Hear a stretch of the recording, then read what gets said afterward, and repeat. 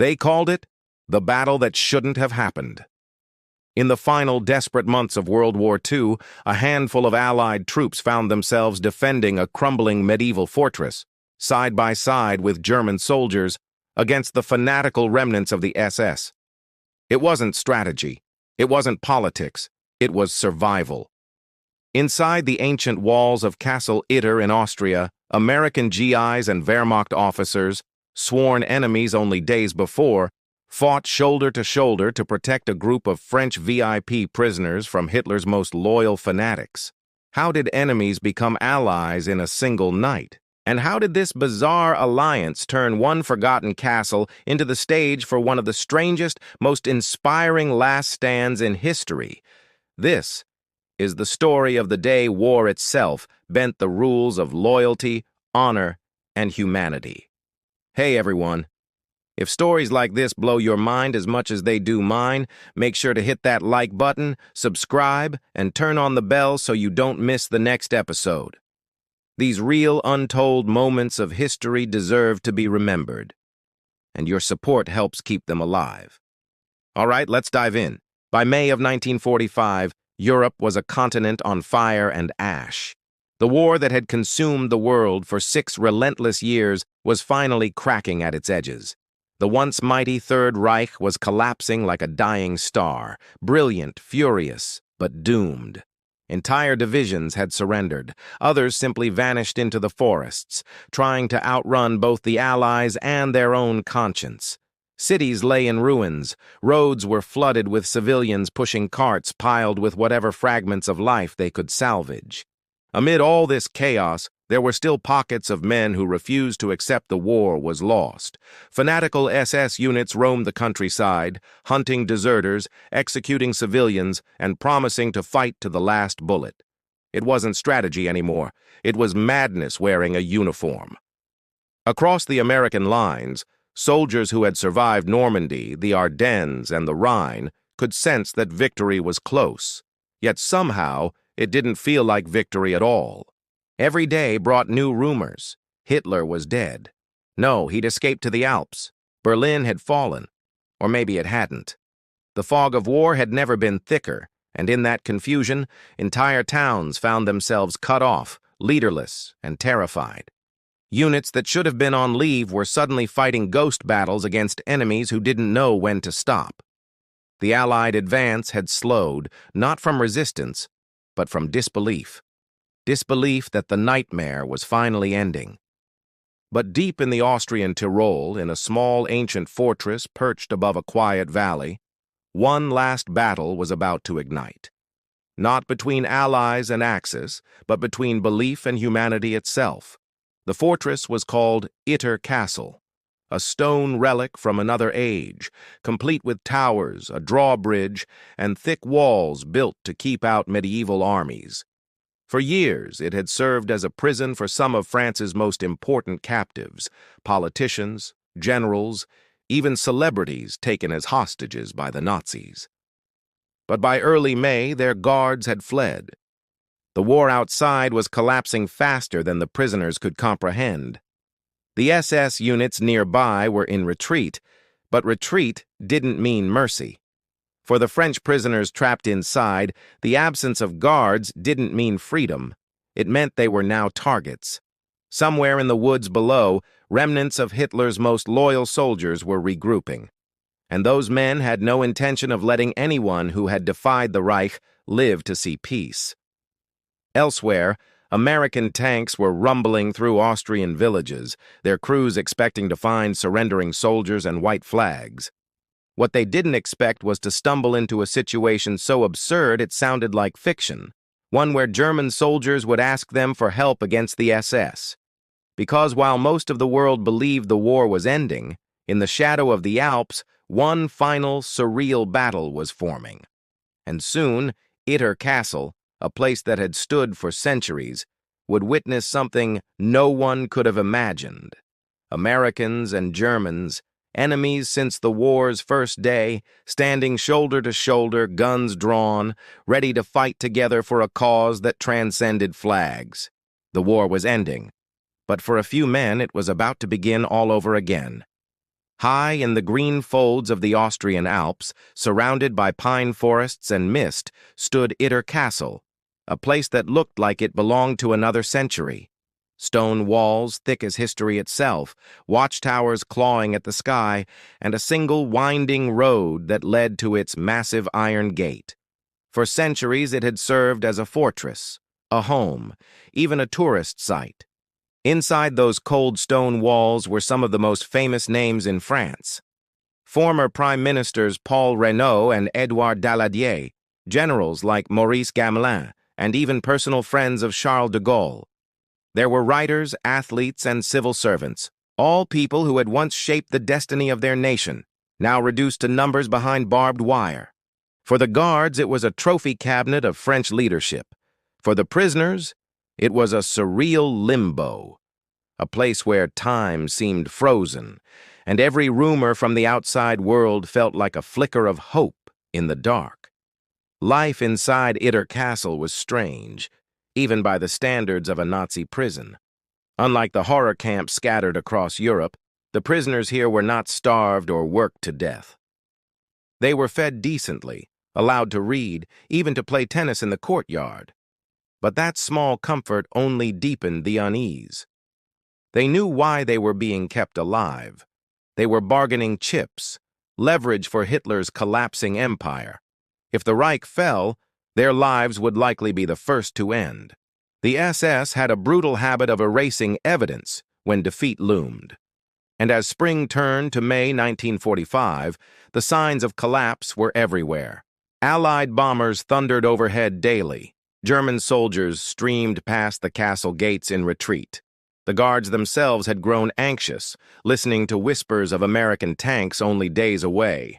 On May 3rd, the prison's commandant fled without warning, leaving behind a handful of nervous guards who didn't know what to do next. For the first time in years, the prisoners were unguarded, and that terrifying freedom left them with a single, haunting question. What happens when the SS comes back? Inside the castle, tension thickened by the hour. Without orders, the remaining guards abandoned their posts and slipped away into the forests. The French prisoners gathered in the great hall, arguing in circles. They were politicians by habit. Even captivity couldn't change that. One insisted they wait for the Americans to arrive. Another demanded they take weapons and defend themselves. But what weapons? They had nothing but a few pistols hidden by sympathetic guards, and the castle's thick walls could only do so much. Their desperation reached a breaking point when one of the prisoners, André Lerminier, managed to contact a local resistance member using a smuggled note. The message was simple. We are abandoned. The SS will return. We need help. That plea for rescue began a chain of events no one could have predicted. Because somewhere nearby, a German officer, a Wehrmacht major named Josef Gangl, intercepted that same call for help. And in that moment, he made a decision that would cost him his life and make him a legend. Gangl was a decorated artillery officer, loyal to his men, but no longer to the regime. He had seen too much, lost too many, and understood that the war was over. His unit had been stationed in the nearby town of Wörgl, caught between surrendering to the Americans or facing annihilation by the SS. For him, Itter Castle's distress call wasn't just a cry for help, it was a chance to do something right before it all ended. He ordered a small detachment of his remaining soldiers, barely a dozen men, to hold their ground against the SS and protect the civilians of Wörgl. But that wasn't enough. The French prisoners were also in danger. To save them, Gangl knew he would need help, and not from other Germans. So, defying every rule drilled into him since the first day of his military career, he took the ultimate risk. He would seek out the Americans and fight with them. He climbed into a vehicle with a white flag tied to the antenna and drove toward enemy lines. On those winding alpine roads, with SS patrols lurking in the woods, that drive could easily have been his last. Yet he pressed on, believing that if honor still existed anywhere in a war gone mad, it might be found in doing the right thing, even for the enemy. By the time Gangl reached the American lines, the war had only days left to live, But inside the castle, time was running out faster. The French prisoners watched from the towers as columns of smoke rose in the distance. They could hear bursts of gunfire echoing through the valleys, and they knew exactly who it was: the SS. The same black-uniformed fanatics who had executed prisoners at Malmedy, who still swore loyalty to Hitler's corpse, were regrouping in the forests around them. The prisoners' only hope now lay in whether Gangl's mad gamble would work, whether the Americans would trust a German officer waving a white flag, asking to fight alongside them. That was something no one in that castle could have imagined even a week earlier. But soon impossibility would become reality, and the men trapped within Itter Castle were about to witness one of the strangest alliances in the history of war, one that would test every notion of loyalty, courage, and humanity left in 1945. Major Josef Gangl had worn the German uniform since before the war began. He'd marched under the banners of the Wehrmacht through France, Russia, and back again. He'd seen comrades die in frozen fields, cities turned to dust, and orders carried out that would haunt him until his final breath. But by May 1945, he wasn't fighting for Hitler. He was fighting for sanity. The Reich was dead, its leaders either delusional or gone. What remained were shattered divisions and frightened civilians caught in the crossfire of collapsing empires. Gangl's small artillery unit had retreated to the Austrian town of Würgl, a place of church bells and cobbled streets that should have been peaceful. Instead, it had become a front line in the last chaotic days of the war. The SS still prowled nearby, killing anyone they accused of desertion or defeatism. For Gangl and his men, surrender wasn't cowardice. It was survival. Yet even surrender was dangerous. One wrong move, and the SS would brand them traitors. In those days, choosing to live required more courage than dying for the Reich. The townspeople of Würgl had come to see Gangl not as an occupier, but as a protector.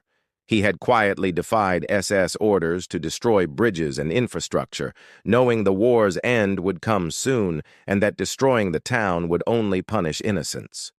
When locals whispered of resistance, he looked the other way. When the SS demanded arrests, he delayed.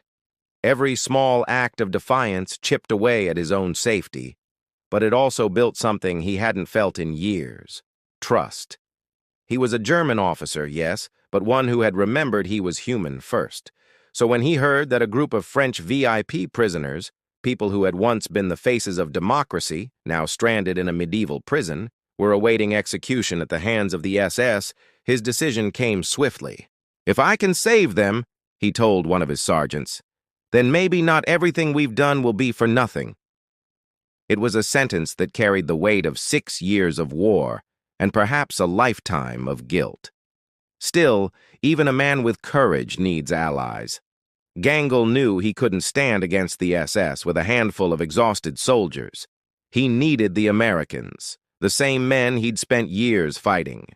It was madness on paper, a German major driving toward enemy lines, waving a white flag, praying not to be shot before he could explain himself.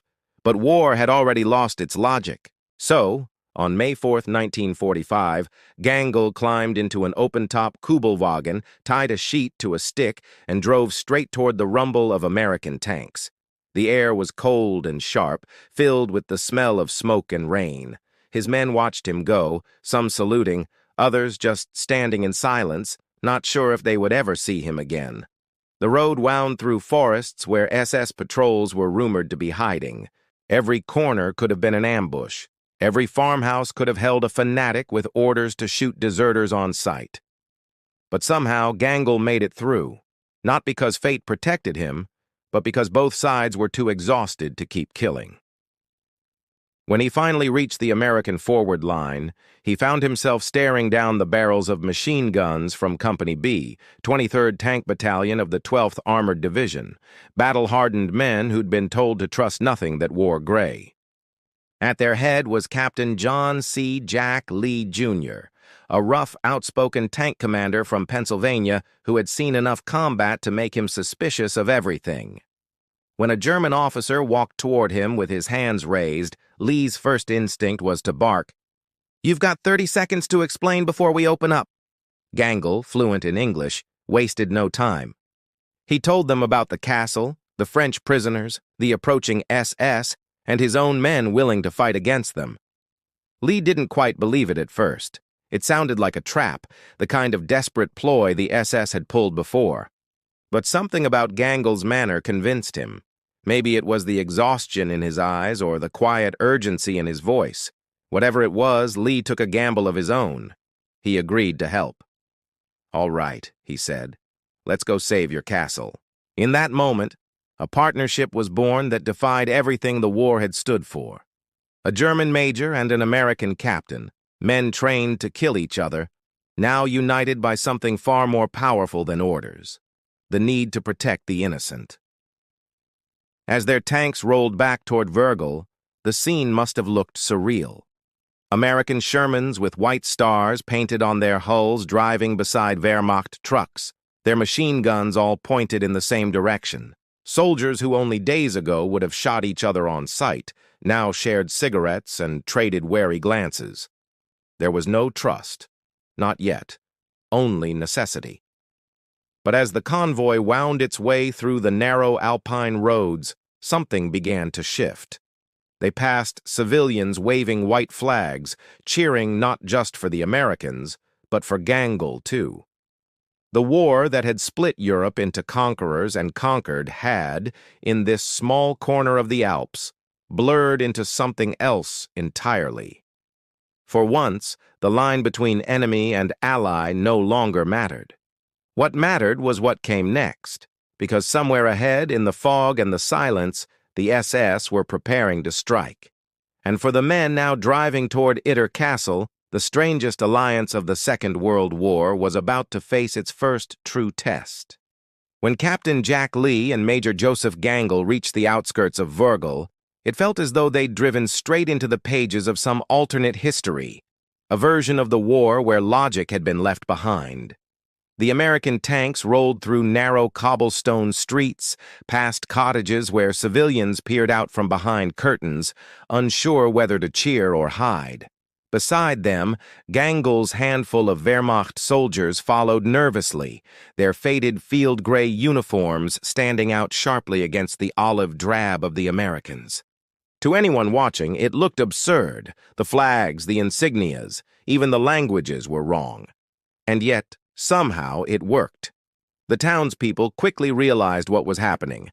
Their German protector had returned, not with reinforcements, but with the enemy, and together they were coming to save people. For the first time in years, hope returned to Wrgl, not through ideology or propaganda, but through an act of human decency that neither side could have imagined a year earlier. Inside the local town hall, the two officers met privately to plan their next move. Lee was bold, impulsive, the kind of commander who trusted his instincts. Gangl was calm, deliberate, a man who had spent years obeying orders, only to discover that disobedience was sometimes the only moral choice left. Together, they were an odd match. The brash American who'd once sworn he'd never trust a Nazi, and the weary German who had finally turned his gun away from madness. The plan they formed was as reckless as it was necessary. The SS had regrouped in the surrounding hills, battle-hardened fanatics from the 17th Waffen Grenadier Division, still armed, still convinced the war wasn't over. Their goal was simple: retake Itter Castle, kill the French prisoners before they could be liberated, and punish anyone, German or American, who got in their way. If the SS succeeded, the massacre would be swift. Lee and Gangl had perhaps 24 men between them. Reinforcements were too far away. Radios barely worked in the mountains. And yet both men agreed on one thing: they couldn't wait for orders. The only way to save the prisoners was to go now. As dusk settled over the Tyrolean hills, the strange alliance prepared to move. Lee assembled a small strike force, just a handful of American tankers and infantrymen, supported by one Sherman tank nicknamed Besotten Jenny. Gangl gathered about 10 of his remaining Wehrmacht soldiers, men who had followed him not out of loyalty to the Reich, but to him personally. Together, they formed a column unlike any other in the war. Americans and Germans, shoulder to shoulder, checking weapons, sharing ammunition, even cracking grim jokes to break the tension. "Never thought I'd fight alongside a Kraut," one American muttered, lighting a cigarette. "Neither did I," a German replied, managing a faint grin. Somewhere in that shared irony, the wall between them began to crumble. It wasn't friendship, not yet, but it was something better than hatred. It was understanding. They were all soldiers who had seen too much, tired of killing for causes that no longer made sense, and now they were fighting for something that finally did. The road to Itter wound through dense pine forests and narrow passes, each turn filled with the threat of an ambush. The night was cold and eerily quiet. The kind of silence that made every engine sound too loud, every breath too sharp. The Sherman tank led the way, its heavy tracks grinding over gravel, its turrets sweeping left and right like a watchful eye. Behind it followed jeeps and trucks carrying the mixed company, the men clutching rifles and peering into the shadows. At one point, Lee ordered a halt. Movement had been spotted on the ridge above. A brief burst of gunfire echoed, answered by silence. It might have been nothing. It might have been scouts. Either way, they pressed on. When the first outlines of Itter Castle came into view, its stone towers glowing pale against the starlight, even the most battle-hardened among them felt a shiver. For centuries, that fortress had withstood armies. Now it would have to stand one more night, not as a symbol of power, but of unity. The gates creaked open as they arrived, and the astonished French prisoners stepped out to greet them. They expected rescue from the Americans. What they found instead were Americans and Germans standing together, side by side, rifles ready, preparing to defend them from the last fury of a dying empire. That night, as Lee and Gangl walked the castle walls together, they knew what awaited them. The SS was out there in the forests, massing for an attack. The radios were silent. Reinforcements were uncertain. There would be no retreat, no backup, no glory, only survival. Yet there was something strangely peaceful about that realization. For the first time, the war wasn't about conquest or ideology or revenge. It was about protecting people, human beings who couldn't fight for themselves. Two enemies, once bound by hatred, now shared a single purpose. "Strange war, isn't it?" Lee said quietly. Gangl nodded, staring out at the dark tree line. "The strangest," he replied. And as dawn approached, the two men, the American captain and the German major, prepared to face the same enemy from opposite sides of history.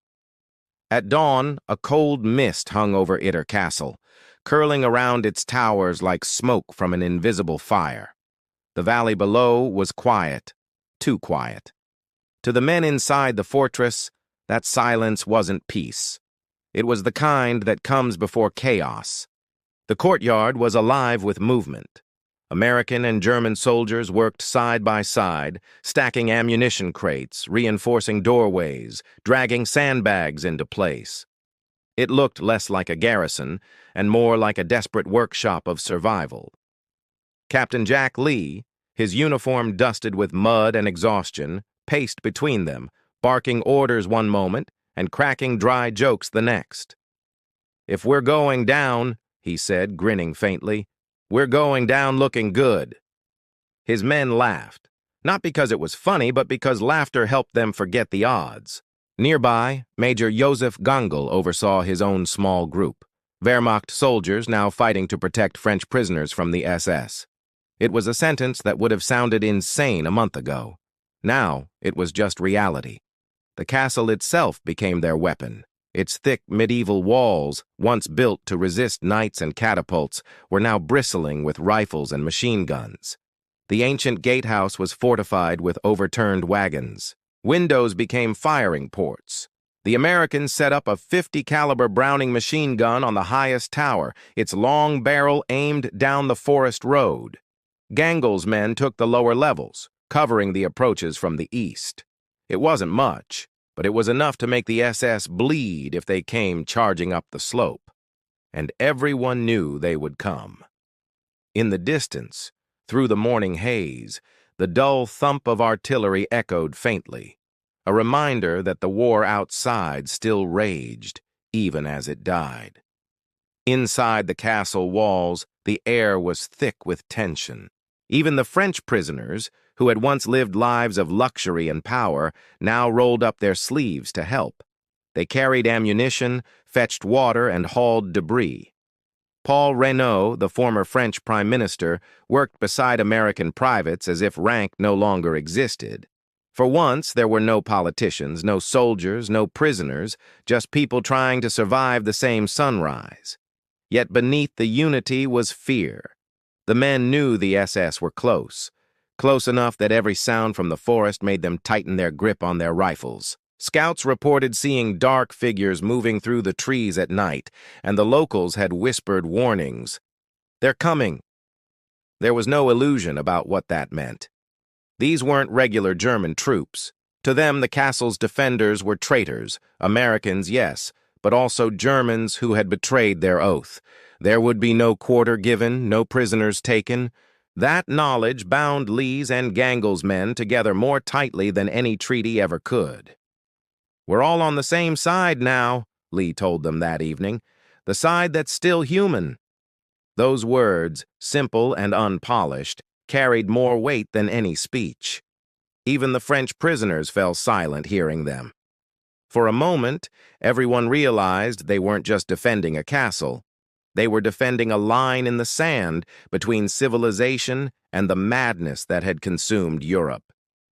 Night fell quickly in the Alps, wrapping the castle in shadow. The defenders lit no fires.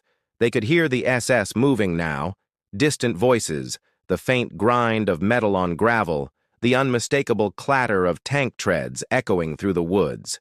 The attack was coming. Lee ordered his men to rest in shifts, though few could sleep. Some wrote letters they would never send. Others cleaned their rifles again and again just to keep their hands busy. Gangl stood watch at the gate, silent, his thoughts elsewhere. Perhaps with the civilians of Virgil he had sworn to protect, perhaps with his own family, or perhaps with the soldiers who had followed him into this final stand. In the highest tower, an American gunner scanned the tree line through binoculars, whispering, "They're out there."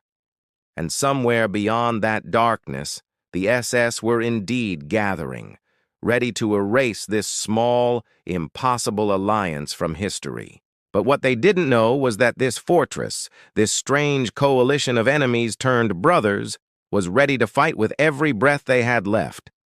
The night held its breath. The next sunrise would decide whether anyone inside Itter Castle would live to see the war truly end. It started just after dawn. The first warning was sound, a low metallic growl that rolled through the mist-shrouded valley like distant thunder. The men on the walls froze. Then came the sharper noises, the rhythmic clatter of tank treads, the crunch of boots on gravel, and the harsh bark of German voices echoing from the tree line below.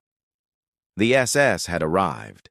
For a brief moment, the defenders could see movement through the fog, flashes of black uniforms, the glint of metal helmets, the long barrels of machine guns. Then the first shot cracked the silence. A bullet struck the stone battlements near an American's head, shattering a century-old brick into dust. Within seconds, the whole forest erupted into sound, machine guns chattering, mortars thumping, men shouting orders in 2 languages.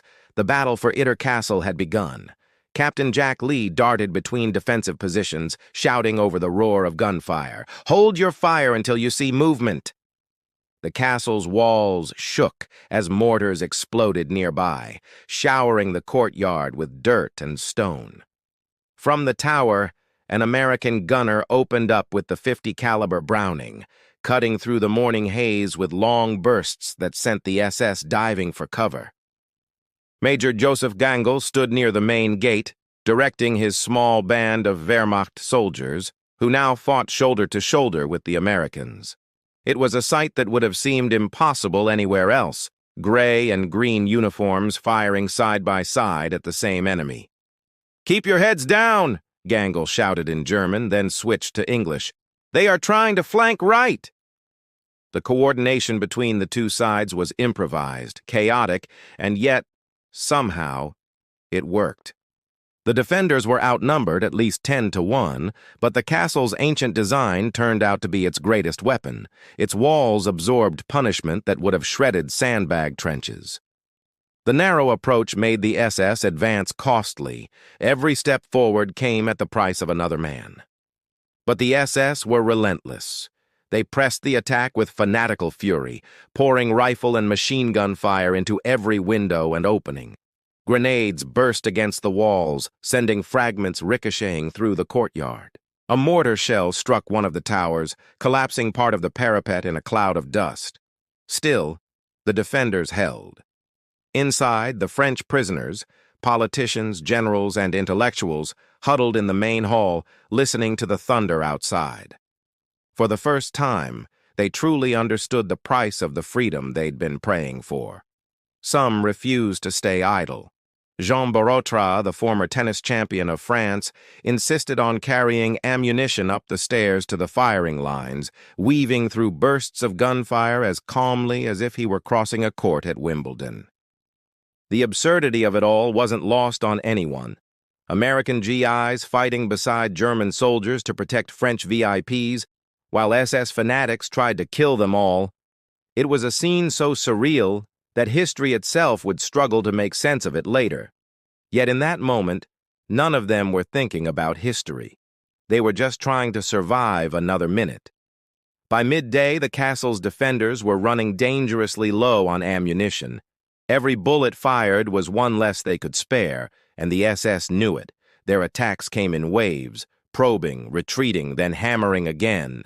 A group of SS grenadiers managed to reach the outer gate and tried to blast it open with explosives, but the ancient iron held firm. Lee ordered the Sherman tank, Besotten Jenny, positioned in the courtyard, to fire directly through the archway. The tank's cannon roared, and the shockwave shook the entire fortress. When the smoke cleared, the road below was littered with bodies and burning wreckage. For a moment, the assault slowed. Lee climbed onto the tank and scanned the horizon, his face streaked with soot and sweat. "They'll come again," he muttered. "They always do." And he was right. The SS regrouped for another push, their determination undiminished by losses. To them, surrender wasn't an option, and to the men inside Itter, surrender meant death. As the sun began to sink behind the Alps, the fortress was still standing, but barely. Its walls were cracked, its defenders exhausted, its ammunition nearly gone. Yet the line had held. For every SS soldier still in the forest, there was a growing realization. This castle, this impossible alliance, was not going to fall easily. When night finally crept in, the battlefield quieted, not with peace but with exhaustion. The defenders dared not celebrate. They could still hear voices out in the darkness, moving, whispering, regrouping. The next assault could come at any moment. Lee sat with Gangl near the gatehouse, both men silent for a long while. The American pulled a cigarette from his pocket and offered one to the German. Gangl hesitated, then took it. They smoked in silence, listening to the faint crackle of flames from the damaged courtyard. "Never thought I'd live to see this," Lee said finally. Gangl gave a tired smile. "Neither did I," he said softly. The war, for them, wasn't about nations anymore. It was about decency, about saving lives in a world that had forgotten what that meant. As the castle settled into uneasy darkness, a cold wind swept through the mountains. Somewhere beyond the hills, the SS were preparing their next move. Inside the fortress, the defenders checked their weapons again, each man knowing what dawn would bring. The siege wasn't over. It was only beginning. By the early hours of May 6th, the defenders of Itter Castle were running on fumes. No one had slept. Their food was nearly gone, and ammunition was running dangerously low. The constant gunfire had chipped away not only at the castle's stone walls, but at the nerves of every man inside. Still, the SS hadn't broken through, though not for lack of trying.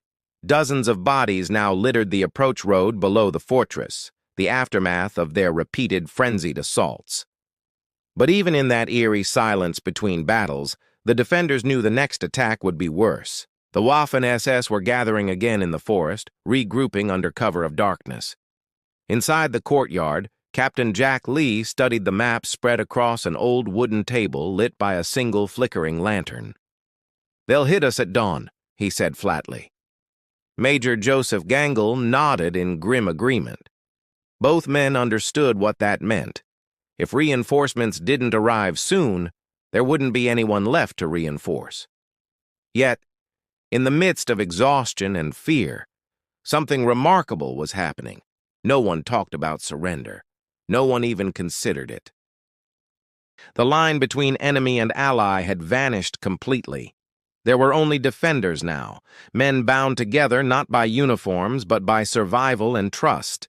When dawn broke, the fog returned, thick, pale, and ghostly. It muffled sound and turned the forest below into a white sea. Out of that haze came the rumble of engines, the metallic screech of treads on rock, and the guttural voices of the SS rallying for another attack. The defenders scrambled to their posts. The Browning machine gun on the tower began firing again, its thunder echoing down the valley. Grenades arced through the air. The Sherman tank, besotten Jenny, fired until its barrel glowed red. Still, the SS came on. They advanced with a kind of suicidal determination, some charging straight through machine gun fire, others crawling up the slopes using smoke as cover. Mortars pounded the courtyard, spraying shrapnel across stone and steel. A section of the wall collapsed, opening a breach.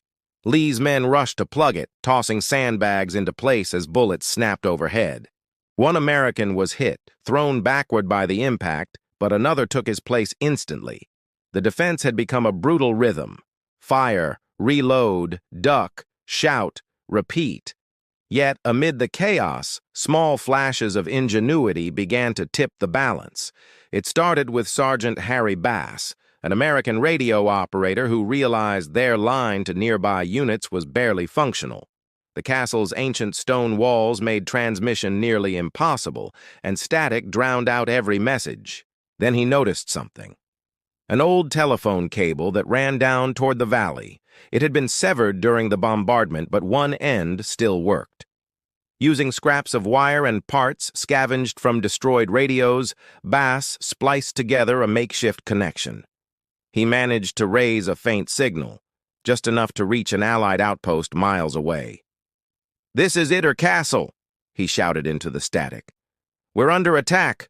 Need immediate support." No one knew if the message went through, but it was a sliver of hope, and hope was fuel. Then they went back to their posts, angry, determined, and unbreakable. The man who had brought them together had fallen, but his spirit anchored them now more than ever. At the same time, Gangl's men found another way to fight smarter, not harder. With ammunition running low, they began conserving every round, firing only when they were certain of a hit, using captured SS weapons when possible. Gangl himself moved constantly between the walls, rallying both his soldiers and the Americans. At one point, he spotted an SS sniper taking aim at the courtyard from a farmhouse roof. Without hesitation, he grabbed a rifle and took the shot himself. The sniper fell.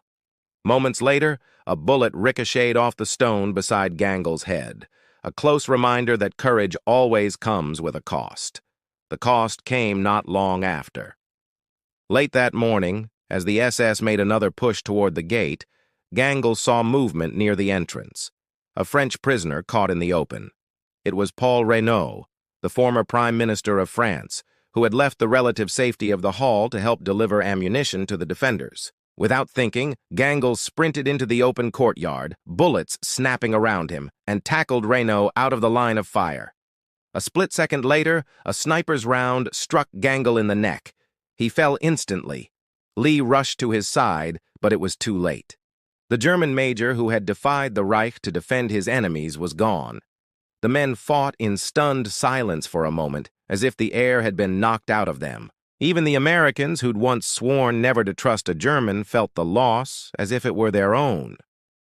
"He died saving a man he could have ignored," Lee said quietly. "That's all you need to know about him." They carried Gangl's body to the Great Hall and laid him on a table draped with a German flag, not in allegiance, but in respect. Then they went back to their posts, angry, determined, and unbreakable. The man who had brought them together had fallen, but his spirit anchored them now more than ever. By afternoon, the battle began to shift. The SS, despite their numbers, had lost momentum. Their assaults became disorganized, their morale shaken by the castle's stubborn defense. From the tower, one American spotted movement in the distance, the faint outline of armored vehicles moving fast up the valley road. At first, no one dared to hope, but as they drew closer, the silhouettes became clear. American reinforcements. The message had gotten through. A column of Sherman tanks from the 142nd Infantry Regiment thundered into view, guns blazing, smashing through SS positions along the road. The defenders erupted into cheers that drowned out the gunfire. The siege was breaking. The SS, realizing they were now trapped between two forces, began to scatter. Some fled into the woods. Others were cut down trying to retreat. Within minutes, the valley fell silent, except for the rumble of approaching tanks and the cries of the wounded. It was over. The impossible stand had held. The men who were never supposed to survive had done more than survive. They had won. And for a brief, surreal moment, the world outside Itter Castle, the world of flags, nations, and sides, seemed to vanish. What remained was a single truth that every man there could feel. Decency had triumphed over fanaticism. The courtyard was still trembling from the echo of gunfire when Major Josef Gangl fell. One moment he was a blur of motion, sprinting across open ground to pull a French prisoner out of the line of fire. And the next, he was gone. The sniper's bullet had found its mark cleanly, a single devastating shot that dropped him where he stood. It was so sudden that for a few seconds, no one reacted. Then came the shouting, "Medic! Medic!" The Americans dragged him to cover, hands slick with blood, calling his name, but his eyes were already distant, fixed on something far beyond the smoke and stone around him. When Captain Jack Lee knelt beside him, Gangl's lips moved. No one could quite hear the words. Some said he whispered, "Für die Zivilen," for the civilians. Others swore he simply said, "Tell them it was worth it." Whatever the truth, the meaning was the same. In that instant, Gangl's death became more than a loss. It became a message, one final act of rebellion against everything Hitler's war had stood for. When word spread through the castle that Gangl was dead, a hush fell over every corridor. The Americans stopped firing for a moment, just long enough to understand what had happened. Even amid the chaos, even while bullets still snapped against the walls, they paused, as if the weight of his sacrifice had demanded silence. The French prisoners wept openly. Paul Renaud, the man Gangl had saved, knelt beside the table where his body lay and covered his face. "He gave his life for a man he didn't know," Renaud murmured. "That's not war. That's humanity." Outside, the defenders fought on with a fury that was no longer just about survival. It was about vengeance, respect, and gratitude. The German soldiers who had followed Gangl into defiance fought with tears on their faces, shouting his name as they fired from the walls. The Americans fought harder, too, not because they'd been ordered to, but because they knew what this man had given. It wasn't just his life. It was proof that even after 6 years of darkness, decency could still find a way to shine through the cracks. As the battle dragged toward its end, Lee found a quiet moment between attacks and went to see him again. Gangl's body had been covered with a German flag taken from one of his trucks. It was an act of respect, not allegiance. "You earned that," Lee said quietly. You earned more than that. Around him, the castle was crumbling. The tower was pockmarked with bullet holes, walls blackened with soot, windows shattered. But in the middle of all that ruin, there was something almost sacred about the stillness of that small room. For Lee, a man hardened by years of war, by the sight of death in every form imaginable, this one hit differently. It wasn't just that Gangl had been brave. It was that he had chosen to be brave for people who weren't his own. In a war defined by hate, he had chosen empathy. In a time defined by blind obedience, he had chosen conscience. That kind of courage, Lee realized, doesn't belong to nations. It belongs to people. And sometimes, one person's choice can rewrite what history remembers about thousands of others. When the fighting finally ceased and the reinforcements arrived, Gangl's sacrifice became the quiet heart of the victory. The French prisoners gathered with the Americans and the surviving German soldiers in the courtyard, standing together around his body. There were no speeches, no flags raised, no triumphant songs, just silence and a kind of shared awe that words couldn't touch. In that silence, something rare happened. Enemies looked at one another and saw not uniforms, but equals. They saw a man who had reminded them all what courage actually meant. Later, when the story reached the Allied command, Gangl was posthumously honored, first by the Americans, then by the Austrians, who named a street after him in Wurgl. To this day, he remains one of the few German officers officially recognized as a hero by both sides of the war. But in truth, no medal or monument could ever capture what he did in those few seconds of gunfire. The roar of engines echoed up the valley before anyone inside Itter Castle could believe it was real. The defenders, their nerves frayed from nearly 2 days of relentless combat, froze when they first heard the sound. Low, steady, growing louder. Then came the unmistakable clank of tank treads and the rising hum of Allied engines. Someone shouted, "They're here!" And within seconds, the courtyard erupted with life. Men scrambled to the walls, peering through the smoke and morning mist. Down the narrow road, emerging through the haze like phantoms, came a column of Sherman tanks and jeeps flying White Star flags. Reinforcements. The 142nd Infantry Regiment of the U.S. 36th Division had finally arrived. Behind them, trucks packed with soldiers rolled forward, their machine guns sweeping the tree lines where SS survivors were still hiding. The sight was almost too much to process. Relief, disbelief, exhaustion all colliding at once. For the men inside the castle, the nightmare that had felt endless was suddenly, finally over. The SS resistance broke almost immediately. Caught between the fresh American reinforcements and the castle's defenders, they scattered into the woods, abandoning weapons and wounded alike. Some surrendered on the spot, their fanaticism drained by hunger and hopelessness. Others tried to flee deeper into the mountains, but few made it far. The battle had lasted nearly 2 days, and in that time, the SS had thrown everything they had at the fortress. Mortars, machine guns, and sheer fury, only to be broken by a coalition that shouldn't have existed.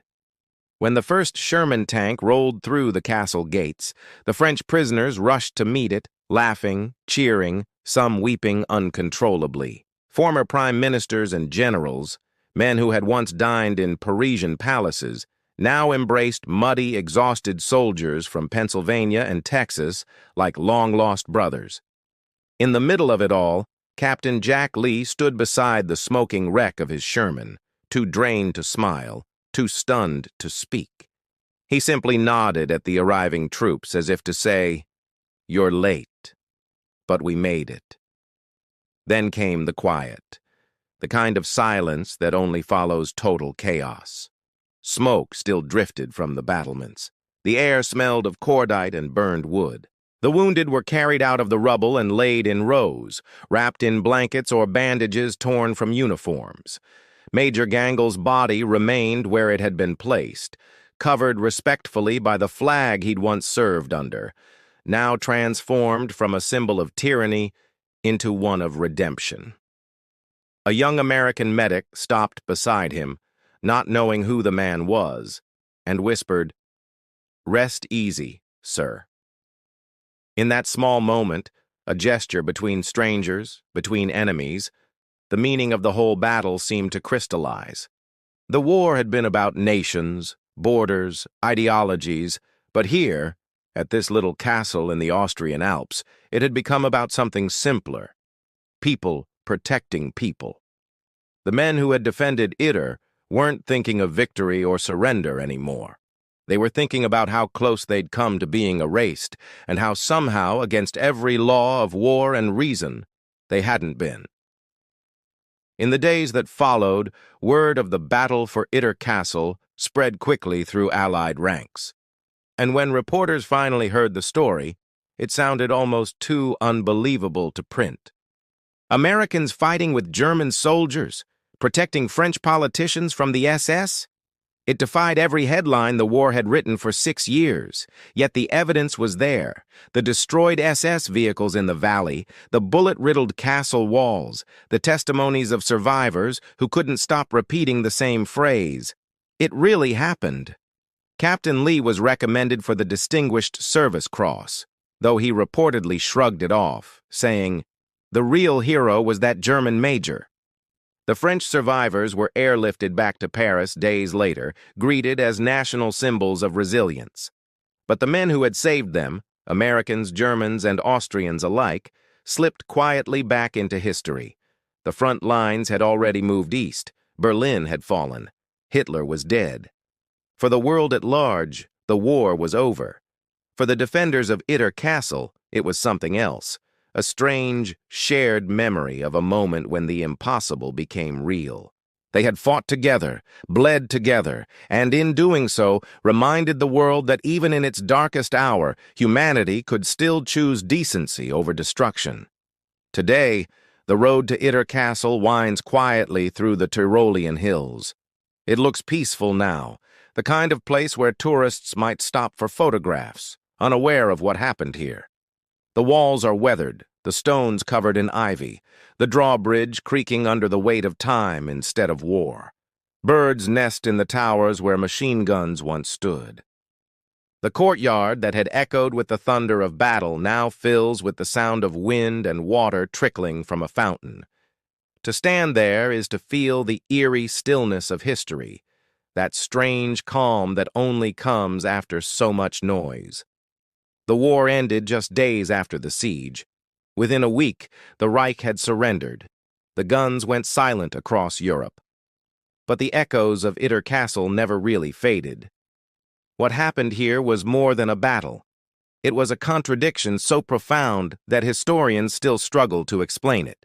How, in the final hours of one of the most brutal conflicts in human history, did sworn enemies stand shoulder to shoulder, risking everything not for conquest, but for compassion? For the men who survived, the memory lingered like a ghost. Captain Jack Lee returned home to the United States, hailed as a hero, but haunted by the faces of those who hadn't made it. He lived quietly, rarely speaking about the battle except to those who had been there. When asked years later why he'd trusted a German officer, he reportedly said, "Because in his eyes, I saw someone who'd finally had enough of the madness." For Paul Reynaud, the French statesman whose life Gangl had saved, the castle became a symbol of what Europe could be after the war. A place where cooperation might replace division, where humanity could reclaim its soul. The other prisoners, too, carried the memory of that day for the rest of their lives. They had seen the absolute worst of what humanity could do, and then, in the unlikeliest of moments, they had seen the best. For them, the Battle of Itter Castle wasn't just survival, it was redemption in its purest form. Over time, the story slipped into obscurity, overshadowed by the colossal events that surrounded it. D-Day, Stalingrad, Berlin. The names that defined World War II were cities and oceans, not a remote Austrian fortress. But among historians and soldiers, the tale endured. They called it the strangest battle of the war, and rightly so. It was the only known instance where American and German troops fought together as allies. But what truly set it apart wasn't just the oddity of the alliance, it was what that alliance meant. It proved that war, no matter how total or dehumanizing, could not entirely erase the human instinct to do what's right. It showed that courage could exist outside ideology, that decency could transcend uniform and flag, and in a war defined by obedience and hate, that defiance was revolutionary. When the Austrians rebuilt the nearby town of Wörgl, they named a street after Major Josef Gangl. His statue stands there today not as a symbol of the Wehrmacht, but as a man who broke ranks with tyranny to protect the innocent. Standing on the castle walls today, it's hard not to imagine what it must have felt like that morning in 1945. The smoke, the thunder, the fear, and beneath it all, the fragile spark of unity that refused to die. The men who defended Itter didn't change the outcome of the war. They didn't capture a capital or shift the balance of power, but they did something rarer. They changed what the war meant. They proved that even at the very end, when the world seemed consumed by darkness, human beings could still choose light. Their story isn't one of strategy or victory. It's a story of conscience, of men who decided, in a single, impossible moment, to fight not for a flag, but for each other. And that's why, all these decades later, the Battle of Itter Castle still feels less like the end of a war and more like the beginning of what peace was supposed to mean. In a castle built for kings, defended by enemies turned allies, the last battle of World War II wasn't fought for power. It was fought for humanity. In the silence after the gunfire, one truth remained. Courage isn't about who you fight against, but what you fight for. As the echoes of battle fade and the camera lingers over the quiet hills of Austria, we're reminded that history isn't just made by generals or nations. It's shaped by moments of courage, when ordinary people choose what's right over what's easy. If stories like this move you as much as they move me, take a second to hit that like button, subscribe, and share this video with someone who loves history told through the eyes of humanity. Because sometimes, the smallest battles leave the biggest lessons.